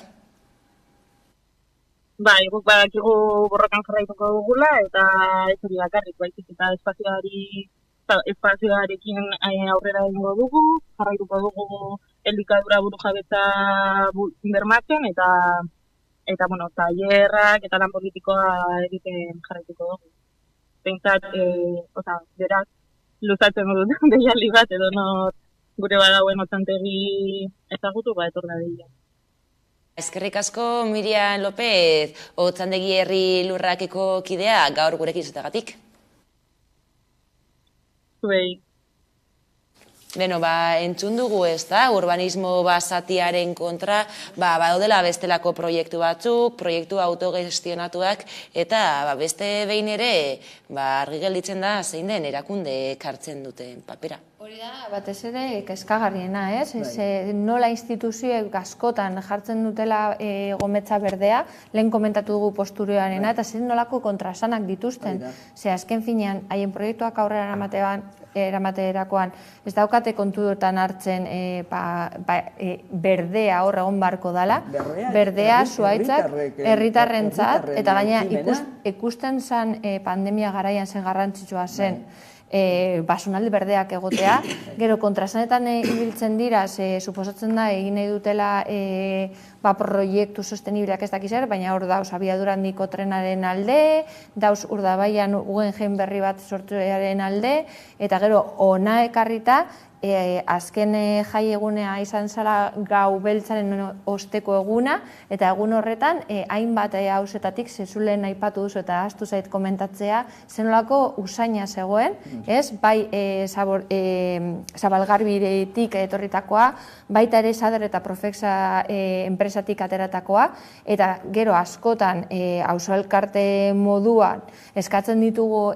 azalpenak, jakiteko ze ireizten ari garen, eta esaten dutena da, dara kontrolpean dagoena, baina ez dago gardentasun bat jakiteko ze nolako neurriak dauden. Edo galdetuko dutela Jaurlaritzan, hori ere esaten digute batzutan. Baina, gure diruarekin ordaindutako neurtzeko gailuak direnez, gu gizarte moduan daukagu eskubidea jakiteko zenolako datuak batzen ari diren, eta asko da esaten dute... Eta zer ari garen iresten, ez? Hori da, batzutan askotan esaten dugu, jo, benetan, usaintzarra dago, baina igual horren hartzean dago zer gutzatzen duena, eta ez dakigu... Eta zer kaltegarria, ez da bakarrik usaintzarra dagoela, ze kalte egiten digun gure gorputzean, ez, horrek, Eta ze nolako jokatzeko trebetasuna daukaten, ze batzutan jartzen dute hori neurtzeko aire kalitatea leku batzuetan non ez dago trafikorik, ez dauz,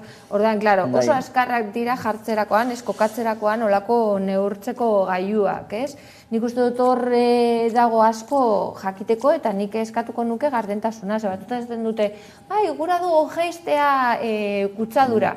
Horretarako jakin behar duzu zen neurrian dagoen orain, eta helburu bat jartzea, ez? Eta horri buruz asko gostatzen zaie hitz egitea. Igual, baserritarra naizelako edo baserrikoa naizelako, ez? Ikusi ditu denean irudiak, benetan, alde bat ze postasun sortu diran, ikustea jendea lan hori egiten, eta beste alde batetik, ze pena hori mostea, ez?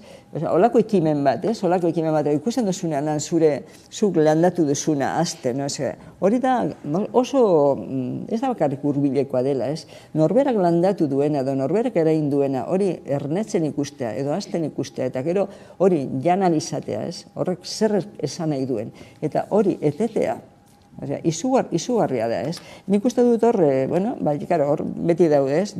Lur jabeak, espekulazioa, ipatu duzuena espekulazio eta bar. Baina kasu horietan, udalak egin beharko lukeena da herri-lurrak, ez bakarrik herri-lurra izena, baizik eta herriarena izatea lurra, ez? Badaude udal batzuk, herri-lurrak dauzkatenak, eta olako ekimenak daudenak, eta guk inguruan daukagu, adibidez, Injurretako herriak badauzka bere herri-lurrak ipinita herritarrentzat, eta egiten da eskabidea, eta bakoitza badauka bere hortua, eta barrez. Eta ez bakarrik hurbilekoa lantzen duzula, han sortzen den gai giroa, komunitatea, ez dakit, beste bizitzeko modu bada, ez? Eta orduan nik uste dute udalei eskatu behar zaiela, exigitu behar zaiela be, alako herri-lurra ez bakarrik izena, baizik eta benetan izatea herriarena, izatea udalarena, herritarrena, eta hor landatzea edo ereitea, eta hor jendeak hurbileko zerbait hartzea, ez? Eta gainera hor dago pedagogiareik onena, ez? Umentzako, ezaintzeko natura, dinot, hor inguruan lantzen dira 11.000 gauza oso garrantzitsuak, baina batzutan nik uste instituzioek izenburuak botatzen dituztela, eta gero ez dago proiektu finkoa zehatza hor atzetize. Askotan ospatzen da, egun bat kotxe gabe, baina horretarako garraiobidu publikoak indartu behar dituzu. Nahi baldin baduzu herri berde bat sortzea, holako proiektuak ezinbestekoak dira. Eta proiektu horiek esango nuke ez direla ingarestiak. Ez direla ingarestia, berez. Ez dakite Bilbon lurrak oso garestiak izango dira, baina herrietan, zenbait herrietan lurrak ez dira ingarestiak, eta hel daiteke ez dakit beste akordu batzutara, baina horretarako udal arduredunek uki behar dute argi, ez? Ze gizarte nahi dugun, ez? Asfalto gizartea nahi dugu, ala nahi dugu beste gizarte mota bat, berdeago bat nahi dugu, ez?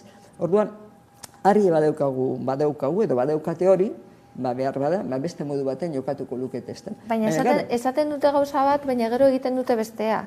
Askotan esaten dute hori, berde gehiago behar dugula, baina gero proiektuak ikusita San Mamés, zer da, esplanada bat, zementoz egindakoa, Basurton, bebai, zemento gehiago, eta gero, adibidez, ditugun zuhaitzak mozten dituzte kaleak handitzeko, eta ez daukate kontutan hartzen, horiek ematen dituzten bizitzaz, ezken finean, kentzen dute kriston zuhaitzak, eta gero ipintzen dituzte, ez dakit, arbusto bat edo, ez dakit nola esan, eta horrek ez du laguntzen bapez. Ez, horrela da. Batzutan nik uste dut jartzen dutena itzaki moduan Bilbo dagoela berde zinguratuta. Baina pandemia garaian konturatu ginen hori ez dela horrela, ez? Osa, benetan berde aukitzeko hainbat auzoetan zuretalar ibili ziren, oso urrun daudelako lako mendiak edo. Nik uste, Bilbon ez herrietan ere, gero eta zemento gehiago, gero porlan gehiago daukagu, gero eta ez dakit berde gutxiago daukagula, bai, inguruan bai, baina ondoan behar ditugu, ez? Ondoan behar ditugu eta behar dugu bere oinez ibiltzeko guneak eta landatzeko guneak eta ez dakit, adibidez hortuok izatea etxe inguruan, ez? Zuk esan duzena, ze pedagogia egin daiteken horgumeekin. Eskoletan ere, eskola batzutan egiten dute, eta eskoletatik nik uste ez daitekela, ez da? Ez dezagun erosi, ez dakite, Errusiatik edo ez dakite, Kanadatik datorkigun generoa, ez? Eros dezagun eta lor dezagun ondoan, ondoko gure lurretan edo gure, edo, bueno, herriko lurretan, ez? Nik uste dut, ni pena handia sortu dite, ez dakit desjabetxe horrek, baina eraberean postasuna ikustea hor lantzen eta generoa lortzen, zure janaria lor dezakezula. Eta lagunduko du hori elikadura oso betzeko, eta beste motetako aizialdiaz gozatzeko. Ze jendea batzutan, ez nabile esaten kasariek, zor kriston lana suposatzen da, baina dinot, zuka ipatutakoa, herri batean maldimareko zuzure hortua, segurazki zure aizialdi izati bat joango da hortua zaintzera. Bai, hori, eta zure inguruk egin itzein godozu, nola lortzen duzun, nik hau erabiltzen dut, edo tenik hau erabiltzen dut, edo ez dut erabiltzen ez dakite, produktu kimikoak edo ez dakit honekin egiten dut, ez dakit, asunekin tratatzen ditut, ez dakit, holako, ez? Dinote, nire lan izan duenak, bera komunitate egitea, eta ikaste elkarren gandik, ez? Eta konpartitzea. Eta nik uste dut hori oso ona dela, eta ez dela, esango nuke, ez dela ingarestia, beste gauza batzuk alderatzen badugu, ez? Nik esango nuke ez dela garestia, baina ez dituzu nahi dituzun etekinak ateratzen lur hortik. Ez, zuk ateratzen duzu zertxo bait hortik, Bai, baina esan nahi duena etekinak ez da gauza bera, hortu bat, lurra bat, hortu bat bihurtzea, edo etxe bizitza bat sortzea. Hor etekinak ateratzen ditu, hortik ni joan ni neu, Zuri dinosuna da, lur jabei begira, bai, lur jabei begira, jakina, hor egingo dituzten etxetxarrak edo zer, hor lortuko dute, diru pila lortuko dute, edo asmo horrekin egingo zuten. Hori da gakoa, ez? Lehentasunak zeintzuk diren, eta nik uste dut instituzioek gizarteari begira hartu behar dituzten erabakiak, eta hori, desokupatzea olako proiektu bat, edo bertan bera ustea proiektu bat, jendeari ez datorkioela bat ere ondo. Eta instituzioen erabakien inguruan Bilbo emisiotziko eremugunea izango da Bilboko erdigunea. Bilboko udalak dagoeneko proposatu du kotxeak murriztuko ditu, etiketa batzuk jarriko dituzte, ABCD etiketak, eta atzokoan justu ekologistan martzanek eztabaidara eraman zuen gai hori. Zuek nola ikusten duzue kontu hori? Egia da, adibidez, oraindik Bilbon bakarrik ezarriko dutela, Getxon eta Barakaldon ere ezarri beharko lukete, ezta?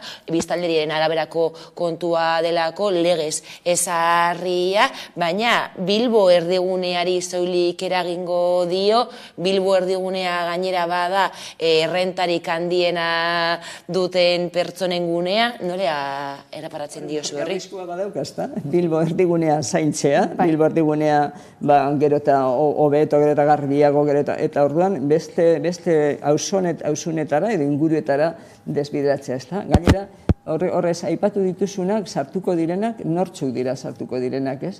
Kotxe zarra daukagunak ezingo gara sartu. ezingo gara sartu. Rentaen arabera ere bagoa. Hori da. Kotxe zarra daukagunak, ez dugu Bilbo erdiraz etortzerik izango, ez? Bueno, ez daukat asmorik etortzeko, baina dinot, ez dugu izango. Badaude, guk defendatuko dugu garraio publikoa, bai, eta garraio publikoan etortzeri badugu, baina pentsa, zema pertsonak, autonomoek adibidez, sartu beharko dutela Bilbora lanagatik, eta ez dute izango kotxerik dotorena eta zuk aipatu duzu moduko kotxerik. Eta ian ez daukate baliabiderik erosteko beste kotxe berri bat. Orduan hor, zema gauza sartzen diren, ez da? Alde batetik Bilbo erdigunea aberatzen gunea ja bada, baina orduan garbiago aberatzen zat, eta gero kotxeak ere dotoreenak edo onenak sartuko dira, ez? Orduan hor ze arrisku dagoen, ez? Bai, ni guztiz ados, esan duzunarekin, azken finean, bultzatzen dena ez da guztiontzako, ez? Ez dakit azaltzen nahi nahi zen. Hori ulertu dut, bai, nik gauza bera ulertu dut, ez? Zu baldin badeko zu kotxe bat gutxiago kutsatzen duen, arduan eukiko duzu baimena sartzeko, baina bestela ez. Eta, klaro, nortzuk dituzte gehien kutsatzen dituzten kotxeak, jendea ez aberatza. Hori argi dago. Edo sarrok daukagu kotxea, ze pentsatzen dugu, ia kotxe honek irauten didan giratu aldudan bitartean, ulertzen duzu. Eta orduan, hor sortuko dira mailak, azken baina. Eta eskubide ezberdinak, pertsona ezberdinak. Eta gero auzoak nola geratuko diren, ez? Hala ere, nik ez dut ez dela txarra berez, ez? Ez dela txarra, baina hor sort daiteken mailak kontu hori, ez? Eta gero, nik pentsatzen du lehen esan dudana, ez? Gutxiago kutsatzea joan behar dugula. Gutxiago kutsatzeko zer egin behar dugu. Beste baten bere, inoz aipatu dugu, garraio publikoa, gero eta hobea, eta gero eta merkeagoa bebai. Batzutan garestia izaten da. Momentu honetan ez da garestiagia esan. Ze, justo gaude berapenetan. Momentu honetan ez da garestiagia da, baina begira ze alde dagoen, garesti merketu denetik zenbat gehitu den kopuru, ez da? Erabiltzaileen kopurua. Orduan, garraio on bat dugunean, ez dugu kotxe hartzen. Are gutxiago Bilbon. Are gutxiago Bilbora etortzeko, baina badago beste arazo bat, adibidez guk, ni Durangoti Bilbora etortzeko, ez dut buruotik ere pasatzen kotxe hartzea. Eta urteetan etorri naiz kotxez Bilbora. Garraio publikoa ona daukagunetik, eta maiztasunarekin daukagunetik, ez burutik pasatzen kotxea. Gero ezingo naiz etorri Bilbora nire kotxe zarrarekin, baina orain naiz etortzen. Baina zer gertatzen da, eskualde batetik bestera joateko, ez daukagu garraio publiko desenterik. Adibidez, Durangaldetik Arratiara joateko, ezin dugu joan, Zornotzatik Larrabetzura joateko, beraz ze hurbil dagoen, ez dago garraio publiko desenterik, edo egon behar duzu ez dakiz zenbat, azkenean, dinot. Gauza bera gertatzen da Bilbon. Zure auzotik zentrora joateko dituzu aukerak, baina joateko ondoko auzora ez deko zu ezer. Nik uste dut hor argi gelditzen da zein da helburua, noretzat dagoela bideratuta olako garraio publikoa edo garraio orokorrean, ez? Eta nik bai, olako neurriak hartzean, nik uste dut parekatuta egon barko dela garraio publikoaren indartzearena. Eta ez da horrela egiten, ez? Batzutan igual galdetzen digute, oso elkarte bezala, zer deritzozue ota jartzearena? Baina ota jartzean konturatu behar zaitezen olako garraio publikoak dauden. Elikatu egin beharko da olako neurria, ez? Eta ez hartzeagatik, azkenean, pairatuak izango direnak izango dira pobreak. Da betiko erantzuna edo betiko ondorioa. Izango denborarik beste gai bat heltzeko. Larun batean, indarkeria matxistaren nazioarteko eguna izango da. 2022an indarkeria matxistak 89.000 emakume eta neska baino gehiago erail zituen mundu osoan, eta 2 hamarkadetako urteko kopururik altuena. Da, gainera. Esan digutena. Baina gainera tamalez, datu horiek badira indarkeria matxistaren muturreko ondorioak, baina emakumeok egunero pairatzen ditugu lantokietan, kalean, etxean, eskolan eta lagun artean, bestelako indarkeria mota batzuk. Bai, betikoa, bai gainera pandemia garaian argi gelditu zena izan zen, hainbat emakume, beraien erasotzaileekin bizi izan behar zuten pandemia, ez dakit, itxialdia, ez dakit nola esan, haiekin batera, eta ze suposatu zen olako egoera bizitzea. Dakiguna, bai, noski, bakarrik enteratzen gara, feuneko, igual, 20ko datuak ditugunean. Bai, gertatzen dena da batzutan, emakume batzuk ez dira ausartzen, salaketa jartzen. Nik ez nuke esango ausartzen. Nik uste dut hor dagoena falta, eta da betiko kontua, instituzioek eman beharko dituzte tresna batzuk zuretzetik joan alizateko era duina batean. Askotan, proiektu bat dauz, eta batez ere azaroak 25 inguruan, berriro posturero, berriro gometza morea kasu honetan, baina gero, etxe bizitza duin bat lortzeko, kriston zailtasunak daude. Gizarte zerbitzuak indartu beharko ditugu, osakidetza bebaiz indartu egin behar da, zedana dauka lotura, nik uste dut, hau da gai transversala eta irtenbidea transversala izan beharko dela. Beti esaten dugu kulturala dela, baina bebai, nik uste dut daukala bebai puntu bat instituzionalki konpondu aldana, ez? Eta gero, askotan aipatu dana, ez? Zenolako koordinazio falta dauzen instituzioen artean, ez? Zoaz leku batean esaten dizute gauza bat gero bestean, gero ez daukata zer ikusirik, gero gelditzen zara ibilbide erdian, orduan gelditzen zara ahulago eta ez dakit nola esan. Nik uste dut badauz dela 11.000 gauzak hobetzeko. Nik esan dudanean ez direla ausartzen, ez da ausartak ez direlako emakume horiek, ez? Bueno, tal feminista batean nago, indarkeriaren kontrako tal feminista batean zela naiz, partaidea naiz, eta bueno, guk badaukagu zelan baita esaterren aholkuz zerbitzu txikitxo bat, eta ikusten dugu batzutan ez direla ausartzen batez ere gero erasotzailearekin bizi behar dutelako. Eta orduan beldur direlako, zuk aipatu duzuneagatik, ez daukaten nora joan, orduan ez badaukaten nora joan, ez badugu bideratzen nora joan, claro, zure erasotzailearekin bizitzen jarraitu behar baduzu, salatzen baduzu, oraindik ez dakit, eraso gogorragoak jasateko beldurra daukatela iruditzen zaigu, ezta? Eta inoz, etortzen dira, kontatzen zer gertatu zaien, eta esaten digunen, joango gara lagunduko dizuegu, salaketa jartzen esaten digute, ez, eta ez esan mesedez, ez iragarri, estali, eta orduan garo, hor, moztuta geratzen gara, ez da, euren nahiaren kontrabe gu ezin gaitezke joan, ez? Eta non dago arazoa? Arazoa dago, zuk aipatu duzun, ez daukatela nora joan, ez daukate zerekin bizi batzutan, ez daukate ogibiderik, orduan, hor gurpil zoroan erortzen gara, ez? Eta gero, instituzioen inguruan daukaten deskoordinazioa, deskoordinazioa da bat, lehenengo, ez daukate, nik uste dut horre arreta jartzen duten edo jarri beharko luketen pertsona askok ez daukatela ere formakuntzarik. Uste dut, hainbat lekutan, ez dut danak aipatiko, baina hainbat lekutan ez daukatela formakuntzarik. Empatia, zero daukatela zenbait kasutan, ez? Eta, karo, gero, koordinazio hori ez daukate. Nik ezagutzen dudan eraino, momentu honetan, osakidetzako medikuak esango nuke, daudela, sartuen edo argien daukatela, ez? Eta nik behin gertatu zitzaidan, erori nintzen eta joan nintzen, medikuaren gana, ez da? Zan hemen erori eginez, eta orduan ze protokolo aplikatu zidaten, ez? Jakiteko benetan, erori nintzen, edo tratu txarra jaso nuen. Eta, hasiera oskatu nintzen, baina gero konturatu naiz, esan duen, beraz, ze ondo egin duten lana, ze horrela joango dira bat baino gehiago. Eta orduan, nik uste dute, nire kasuan behintzat, ezagutzen dudan eraino, osakidetzako mediku batzuk oso sartuta daude, eta arreta jartzen dute, eta ahalegin handia egiten dute. Gero, koordinazioa kale egingo du, edo abarrez, baina nik ezagutzen dudan eraino, osakidetzako medikuak esango dute. Protokolo bat daukatela. Protokolo bat daukate, eta ardura bat, eta formazio bat, eta empatia bat, behintzate, zubertatu zaizkidan mediku emakumeak.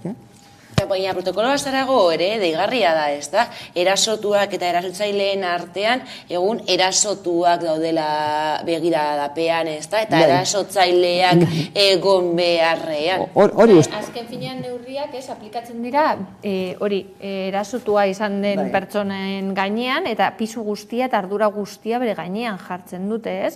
Azken finean, zuk dekozu bizkartzain bat zurekin, edo zuk neurtu behar duzu nondik joan, edo zure bizitza guztia moldatu behar duzu erasotzailearekin ez topatzeko eta holako gauzak. Ni iruditzen zait, ez dela biderik onena inondik inora. Hauetan pistola lapurtu den mutilio gazte hori, 19 urteko horrek, bere bikote edo bikote hoiak edo dauka bizkartzaina.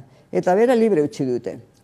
Esan dut, baina, non gaude, erasotuak bizkartzainakin eta zu libre, baina orduan zer gertatzen da, ez?